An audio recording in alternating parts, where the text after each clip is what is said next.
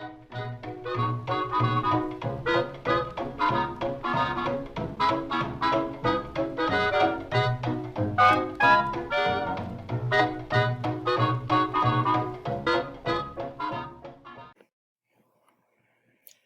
all, it's Vintage Vinny, and welcome to an eBay sales video. If you've been following me for quite a while, you'll know that a few years back I was doing these videos, and they just didn't seem to do all that well on my channel, so I stopped filming them. At my last live sale, I did ask you all, would you like me to start making these videos again? And you all seemed to say yes, so I'm giving it another go. But instead of sharing every single thing that I sold over the last few months, I thought, why don't I just pick my best sales and work my way to my number one sale, and I'll show you not my lowest sale, but the item that went from the quote-unquote lowest to the highest.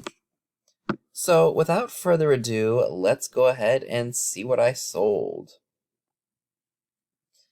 So this item was really interesting. I remember seeing it at one of my thrift stores, and it really piqued my interest. I was like, oh, that looks very familiar. That looks like slide glass, and I was correct. And upon doing some further research, I found out that this is a Fenton piece. Now, it's been quite a while since I've had this in my possession, so I can't remember exactly if Fenton was in that oval there, but I think it may have faintly been there. And the only real flaw, quote unquote, was that the paint was not fully covering the girl's nose. This was pink and white, so it would have fit perfectly with Valentine's Day, or in this case, it was a bridesmaid's doll. Paid about $1.50 for it, and I think I sent an offer to the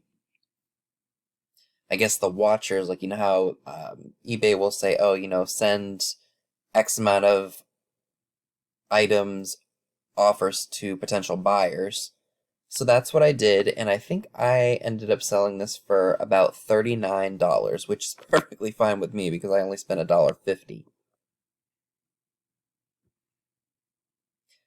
Now there's an interesting story that goes with this cookie jar here. This came from, it's kind of like a weird antique store indoor flea market place in a smaller town that's not that far from here.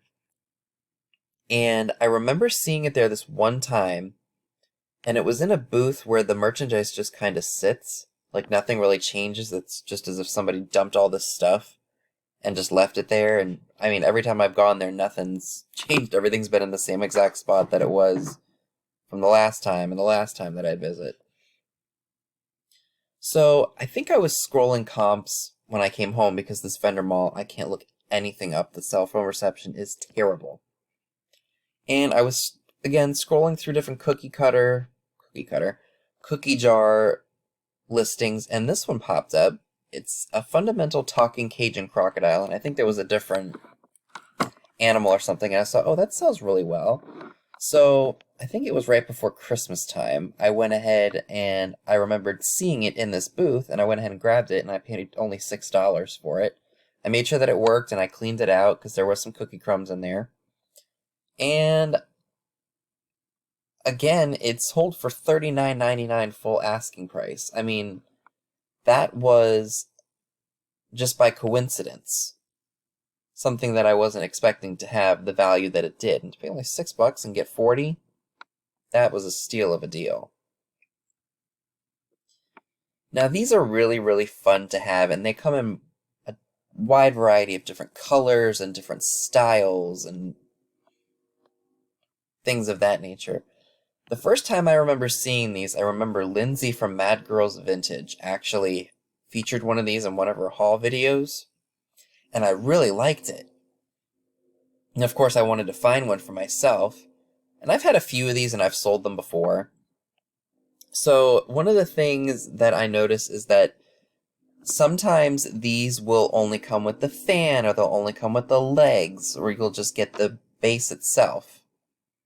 So sometimes you got to do a little bit of digging on eBay and see if you can find the color that you need and find the part for one that's missing, one of the pieces.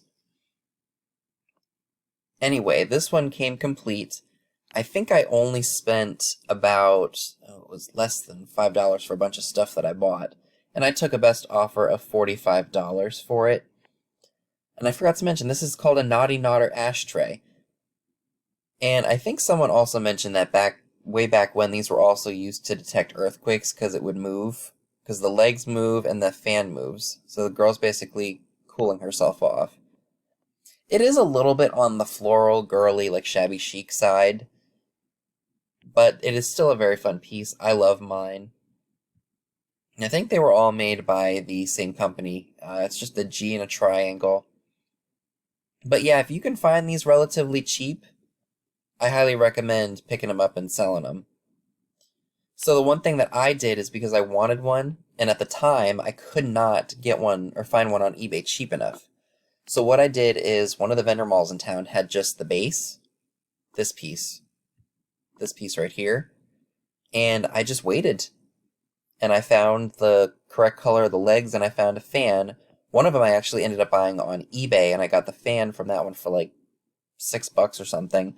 And I held on to the base, and then I got all the other stuff that I needed relatively cheap, and then I just sold those. So if you can find these pieces, I mean, they are one of those like novelty items, but even still, like this is something that people do still enjoy because they fit in with so many different styles. I mean, mid-century modern or shabby chic. So it's just a fun piece, and I enjoy having the one I have in my collection of many miscellaneous goods. So this is what you are seeing in the thumbnail to this video. This is a Tiffany & Co. baseball-shaped piggy bank, Ireland. Actually, it was made in Ireland, sorry, and it comes with the box. It was not new, obviously, but... And I believe this was porcelain, if I'm not mistaken. I just kind of saw it in this flea market booth, this person's booth at the flea market, and I was like, oh, that's interesting. I've never seen a Tiffany & Co. piggy bank before, in the shape of a baseball. So I asked how much it was. He said $15. I happily paid him that. And I did take a best offer of $100 for this. So yes, this did sell for $100. You just can't say no to that. And it was in good shape. I didn't see any cracks or chips. Might have been a little dirty on the bottom, and of course the pictures depict that. And the box was a little beat up as well, which I also mentioned, because, yeah, it's just important to do so. So this piece is something that I was not expecting to sell for what it sold for. This came from the same place that I got the alligator cookie jar, and I paid, I think, about $1.50 for it. I think this formula for this fragrance changed over the years. It's from Bath & Body Works, if you can already see.